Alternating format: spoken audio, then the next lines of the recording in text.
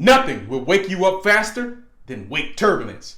Here's how to avoid wake turbulence. Let go! Boom! So check it. We're going to talk about how wake turbulence is even formed in the first place, and then the measures that you can take to avoid it at all costs. Hey, Lego. Boom, check it. Let's talk about what's happening in an airplane when you are flying through the air, just normal, coasting, laid back, chilling. This is you right here, just floating that thing across the air. And as you're doing that, what's generating lift for you simply is just high pressure system pushing up against the bottom wing and a low pressure system at the bottom. This high pressure system is trying to meet the low pressure system on top. And all it's doing, because it's trying to meet it, is hitting up against the wing and it's creating lift.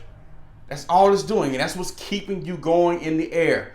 But what happens at the wing is something special.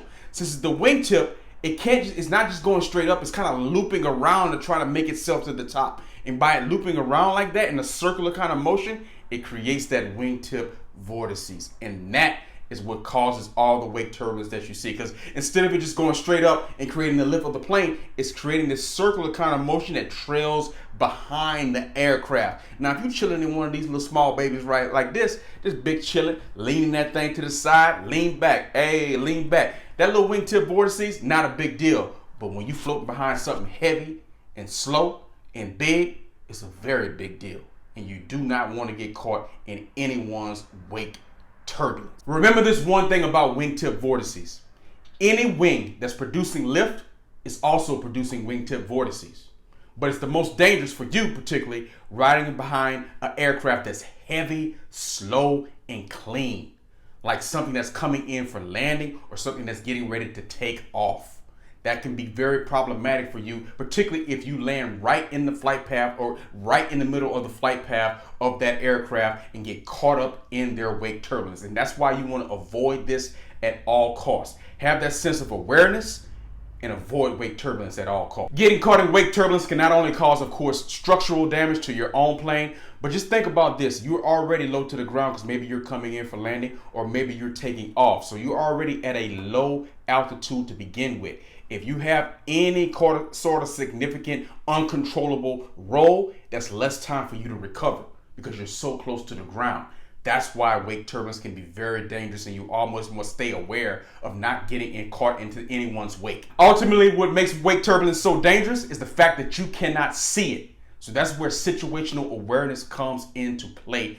Boom, so check it. Let's talk about real world scenarios of how you can avoid wake turbulence. Let's just say you were coming in for landing and a larger size aircraft was landing right before you. You have that separation, you're clear for landing, you're on your landing. You want to stay above and beyond their flight path. So if they're coming in nice and easy and they lay that thing down and put it right on the runway, you want to stay above their flight path and then land beyond their touch point or wherever they touch down on the runway. That is going to clearly be a surefire way to keep you out of their wingtip vortices, as the wingtip vortices are just going to spin in that circular motion outside the wing and then drag behind the plane. So you want to stay above and beyond that when you land. If it's a takeoff kind of situation, make point of where they actually rotate and get up off the runway.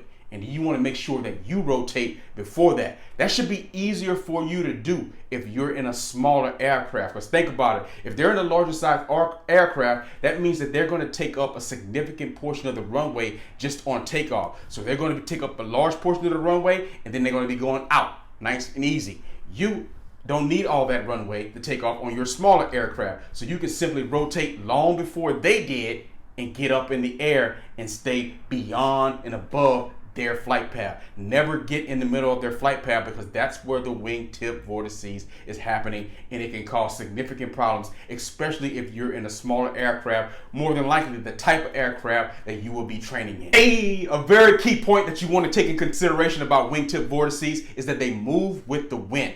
This is very critical, and you always want to take this into consideration because it can move into your path even without you being initially aware of it because you thought the coast was clear. For example, a parallel runway situation. So you're thinking to yourself, no one landed before you in terms of a larger aircraft, but maybe a larger aircraft landed on the parallel runway, and the wingtip vortices is being blown because there's a wind right into your runway and right into the flight path that you're on. This is why you always must be aware of the entire area, not just to focusing in on the runway that you're on. Focus in this all surrounding areas and kind of keeping that sense of awareness there, because you don't want anything to blow into your flight path. Also think about it, there's a quarter tailwind. Just to say a larger size aircraft is landing right before you, that wingtip vortices is happening and it's circulating around that wingtip and going in a drag kind of situation, falling off, but then the quarter tailwind is just pushing it and leaving it and having it linger right onto the runway. Got to be aware of this and right into your flight path. So these are the kind of things you got to be aware of when it comes to wingtip vortices, and you don't want to get caught in anyone's wake. It can be very uncomfortable. You simply want to visualize where the wake turbulence is and avoid it. Stay above it and beyond it at all times. Always remain cautious of wake turbulence that's in situations that's not so obvious. For example, it may be happening from an aircraft that's landing or taking off from a nearby airport.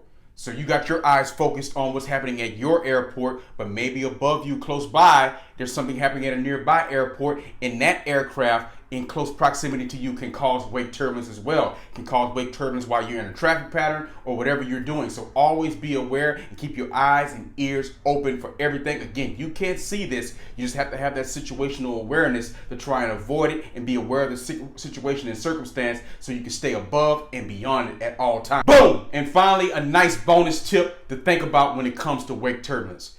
When you're at a controlled airport, ATC can give you a nice little warning about wake turbulence. They'll tell you wake turbulence, be cautious, those kinds of things like that. Even when you're trying to take off, they may just automatically have you stand by and give the runway time to clear those wingtip vortices before giving you the clearance to take off. So they're kind of guiding you through the process. But remember one thing, you are the pilot in command.